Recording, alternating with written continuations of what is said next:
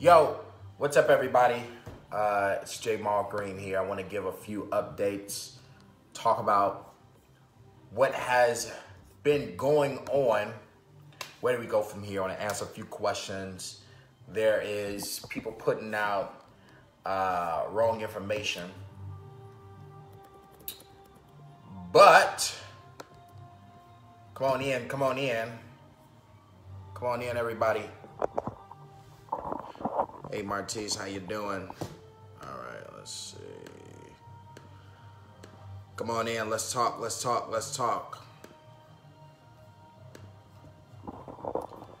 All right. So I want to say a few things. I'm going to dive right into it in about 2 seconds. As you come in, please share this video. Let me know who you are, where you're tuning in from. Hey there. Hey, Crystal. All right. So let me first say a couple things. What I want to first say is I want to first thank everyone that has been supporting us in this process. It has been an amazing last, 7-8 months I've been in the race. I want to talk about what's been going on in the ballot and the petition challenges. Of course, you guys know that Willie Wilson has came after all of the black male candidates in the race. All right. I was the first one he came after because he feels that I'm one of his biggest threats. Because he I'm automatically going to get 50,000 votes if I don't campaign. But that's fine. Going through the petition process, was fighting with his campaign manager, right? I was assaulted by his campaign manager. We reached the 12-5, over the 12-5 mark that we needed for mayor. Then, let me tell you, so we filed a motion today in court to talk about what's been going on throughout this process that has made it unfair. After showing that we were over 12-5, the Board of Elections then say, oh, we made a mistake. We gave you more some petitions of another candidate. That's number one. Number two, we see that there were 22 pages missing in your petitions. Therefore, we're going to deduct that as well. All right, let me be clear. There were no pages missing. We have proof of that. Number two is if there were pages missing, we would have been challenged by that from the other candidate who was challenging us, right? So, 2 mistakes that the board has made. Now, we're continuing the fight.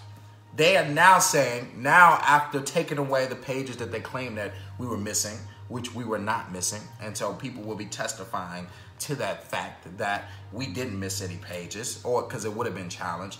And number two, that we had enough signatures, and we have a preliminary report that showed us over 12-5. So we filed a full motion that were many clauses. I posted on my Facebook and Twitter today to talk about how the Board of Elections has messed up during this process and made it unfair. All right, so that's number one. Number two, of course, they're putting out false rumors saying I was kicked off of the ballot. To be kicked off of the ballot, you first have to have a hearing first, all right? Second, the board has to sign off that you were kicked off the ballot. That process hasn't even begun, all right? So that process isn't even there. I have not had a hearing in front of the board at all. And even anything they count against me, I still have time to say, hey, here's an affidavit from these people who claim that they signed that you guys didn't like their signature from, an overturned signature. So that process is still in process as we are today. Let me tell you what. One of the biggest things that I will make sure that I do in this election and going forward is change the way elections work in the city of Chicago. And I'm committed to that. So I have established a coalition to help me change what's going on in this electoral process. The fact that you got to have a certain 12,500 signatures, but you only need 5,000 to run for governor. The fact that more than one person cannot sign, that one person can sign your petition, but the person that signs your petition can't sign another petition. The fact that this process allows for rich people to drag poor people into Board of Election hearings and have them in there 11 hours a day for weeks, draining their resources, draining their time, when the Board of Elections should be taking some of these duties. So we have built a coalition to change what is going on during this election process. And I think that is one of the most important things, regardless of what happens in this race, regardless if I am the mayor or not. That is important to me, to make sure regular people like me, who have a vision for the city, who want to change their communities and change their city, to lace up their boots to run for office, can run for office. And they won't have rich people. They won't have the Board of Elections and all of this corruption around them that is preventing them from running, which everyone is supposed to be a democracy, which everyone should be able to run. That is what we will change. That is stopping candidate suppression. That is the mission now for me. And I think that's important. Now, the fight, of course, does not stop. I have not been kicked off the ballot. I have not had a hearing in front of the Board of Elections yet. I have not been able to fight the fact that the Board of Elections have many errors in our petitions. One, they said that, oh, we added on other candidates' petitions. Two, they're saying that, oh, we're missing dozens of pages. The Board of Elections is ridiculous. Let me tell you this. The fact that the Board of Elections throughout this process has lost our petitions, has claimed that they added on 800 signatures of some other candidate to our petitions, and now claiming that we didn't give them 22 I forgot how many it is, or dozens of pages that were missing, is insane, right? How do you lose someone's petitions? How do you add on someone else's petitions? So, of course, we're fighting this, and we haven't had a hearing yet. This is all preliminary things that we've seen from the process over the last week.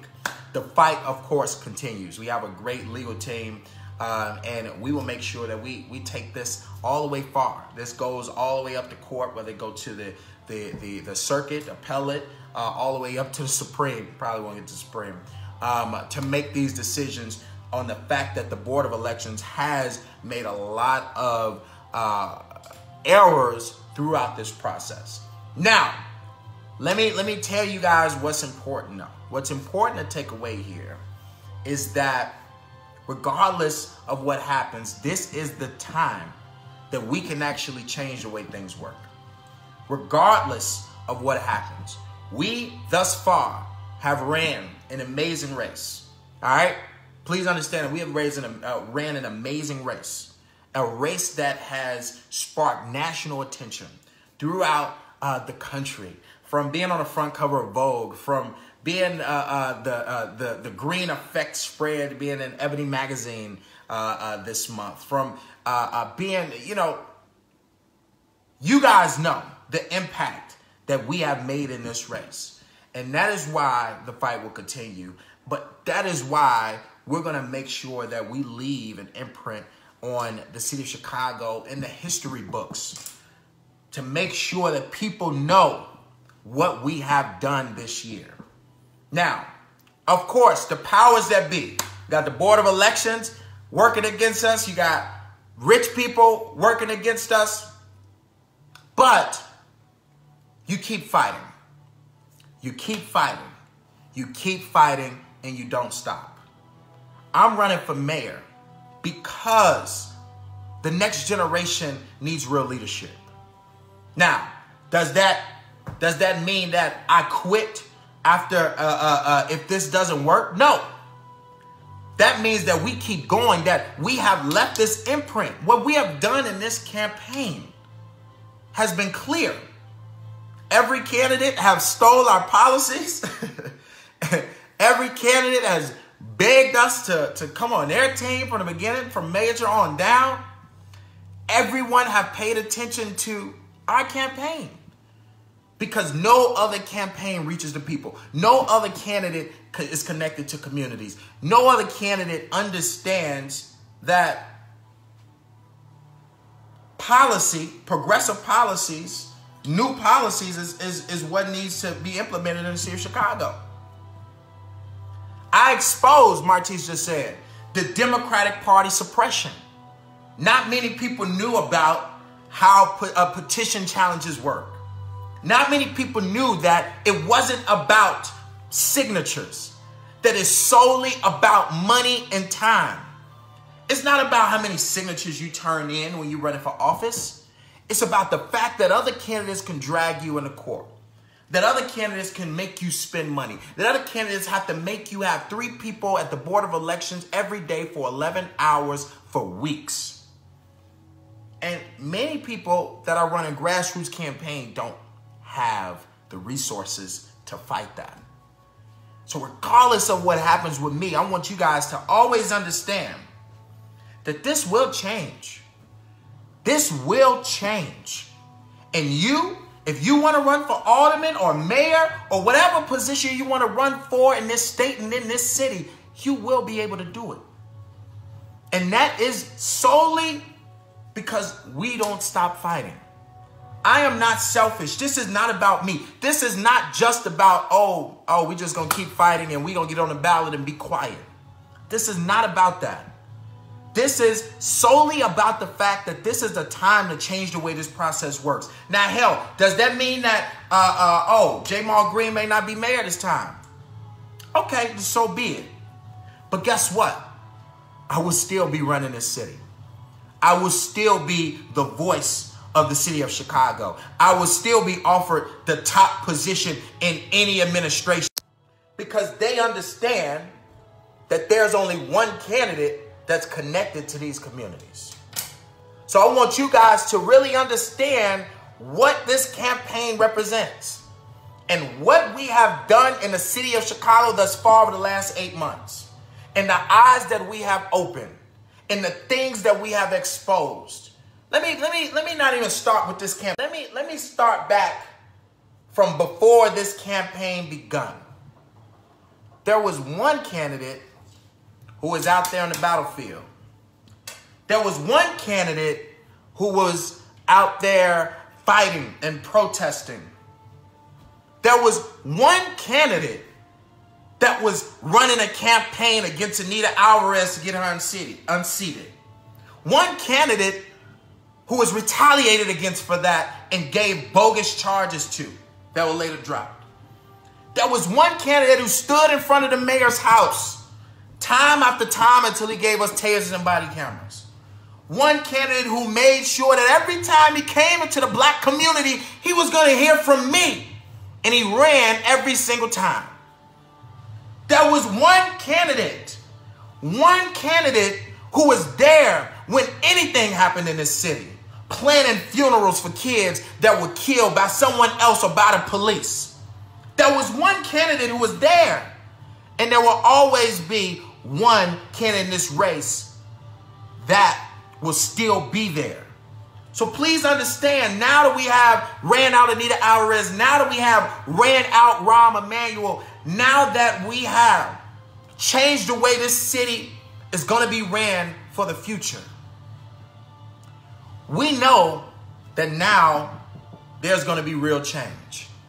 And that change will always include Jamal Green, will always include millennials in the city of Chicago, will always include the agenda that we put forth, because that's what we fought for so long.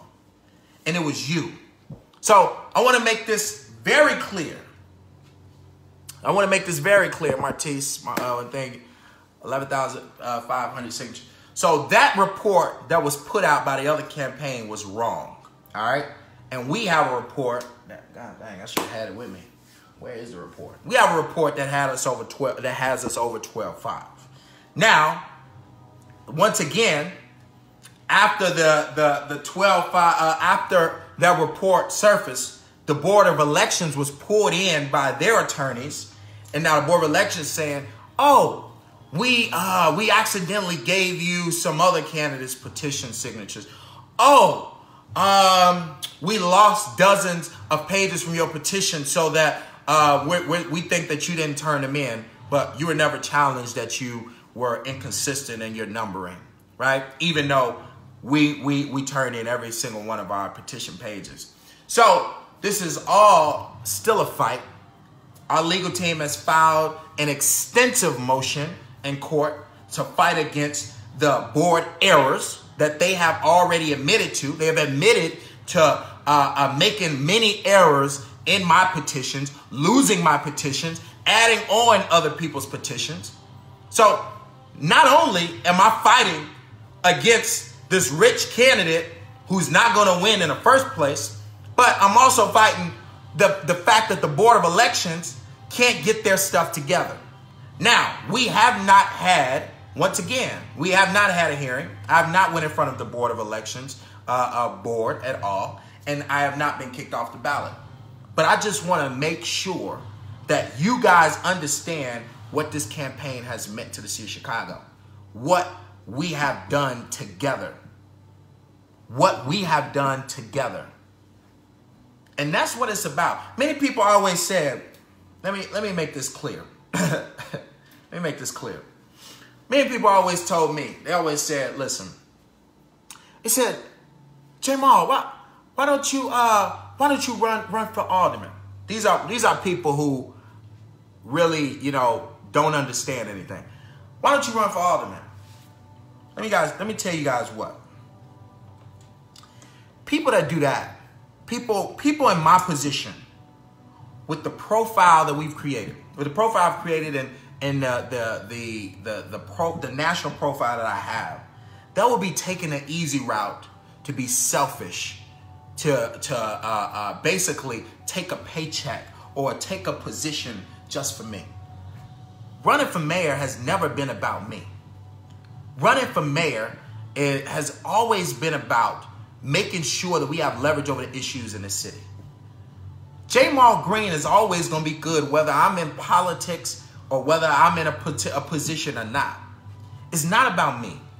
It's about the fact that we got kids out here that are walking past gunshots every single day, that are watching people shot, watching their friends get killed, and there's nobody to say anything about it.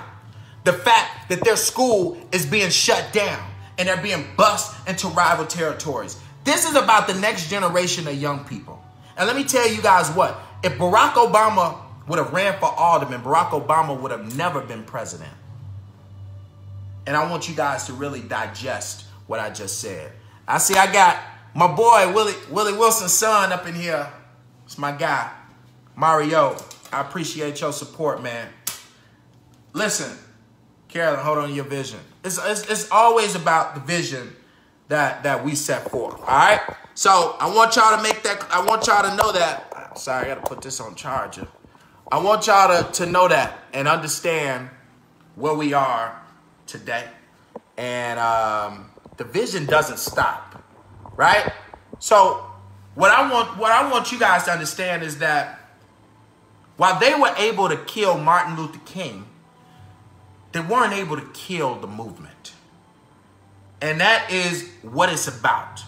While they were able to take out the guy, the face, they weren't able to kill that movement. And this is a movement, this is a movement here of real change in the city of Chicago. This is a movement to bring economic development. Do you guys understand that without our movement over the last few years, they would not be talking about police brutality in this campaign.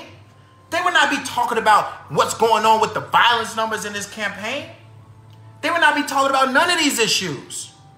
This is a movement that is going to bring real resources to these communities. This is a movement that is going to bring accountability to police officers that are going rogue. This is a movement that is going to level out the education system in the city of Chicago. And if that movement just happens to not have Jamal face on it, it will have my imprint on it.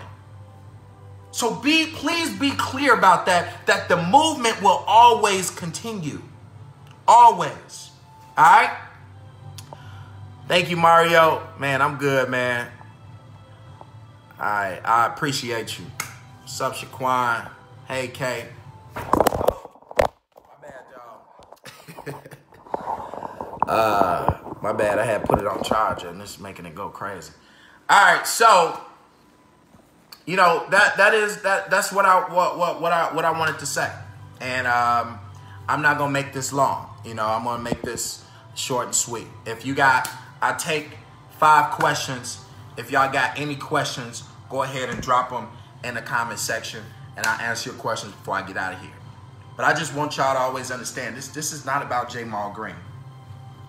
I will always lead us into a better future for Chicago.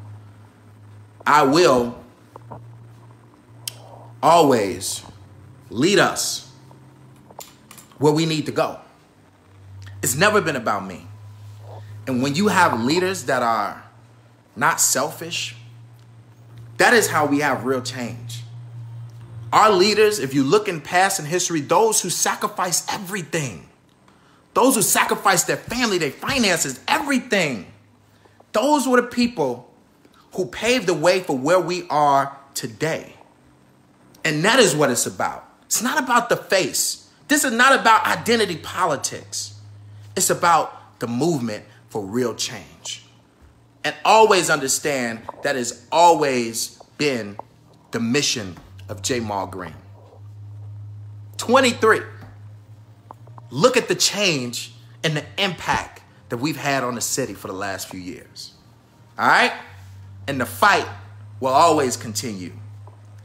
Whether that be I'm your next mayor or not, the fight will always continue. And always remember that. Mike, what's up? Hey, Leonard. Do you know I got a mayoral survey calling and asking about the LaSalle Street tax and taxing the rich? That's because of the movement. There you go. It's because of the movement. You know, I'm gonna come back to that, Martise. I want to say that. I want to say something about that. Hey, Carolyn. Hey, Kay. Marion, not a question. I got 5 questions. Go ahead and drop them. But I like a lot of what you have to say. Just be careful how you talk about people, categorize people by age. Not all people by age group is the same. Let me say this, Miriam. I've never categorized people by age. And anybody that feels that way was probably guilty of the things that I had to say about some of the things that I've said. My biggest base is not just millennials, but I have a huge base of senior citizens and elder supporters, because they understand that we need real change and new leadership. And they understand that that does not start with those who are only caring about themselves. Now, I've been clear about this, that there are certain politicians who are ruining communities throughout the city of Chicago. And I want to be clear about this. And once again, it's not about me. This is about our communities throughout the city. When I see elder politicians and elder leaders that is actually hurting communities, not helping communities, it is my duty to say something about it. There have been politicians who have been running rogue on our communities for dozens and dozens of years, who are old in age and not helping communities. Yes, I will speak out against that, because these are seats and these are powers and seats of influence that can help leverage change for these communities. And you want me to be a little bit clearer than that? Maybe this might make the news. But we need new congressional representatives. Bobby Rush, Danny Davis. This is the next election cycle is the time for us to have leadership that can actually get up and fight.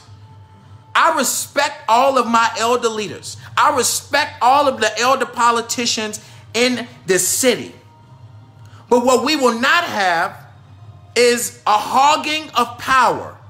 What we will not have is people who only care for themselves. What we will not have is people who are comfortable with their dollars. We need people who are willing to step up, speak out against what for what is right.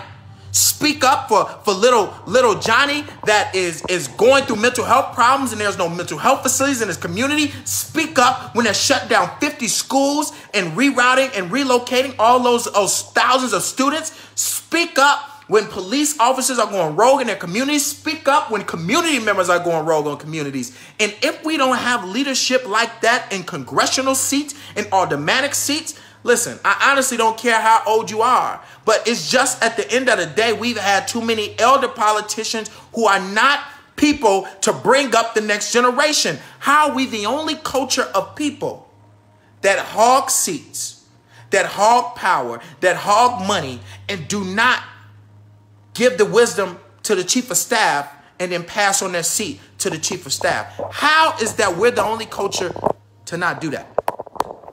So I want to apologize for my stance on that. Martise, who are you going to endorse for mayor if you don't make it? That is that's a good question, Martise. If I am not successful in this endeavor, if I, decide to get out the race at any time, I have not made a decision on who I would endorse for mayor. But I want to be clear about this. I honestly feel that there are not many candidates in the race who really have the heart to be mayor. And when I say the heart to be mayor, I mean, it's not many people in the race who really have been around enough to care about the fact that kids are getting killed every single day. And so what you have is, if you elect somebody without the heart to be mayor, is you have another mayor who will continue to ignore our problems. I'm about having access to City Hall. I was partnered with the city of Chicago and had access to City Hall when I was 18 years old. And I denied that access and fought against it for years until Mayor Emanuel decided to walk away. And at the end of the day, the next mayor, they must be accessible. They must make sure that we have resources all over the community. If I'm not your next mayor, I will make sure that that person answers to us. And I will choose the best person that I feel has the best opportunity to do that.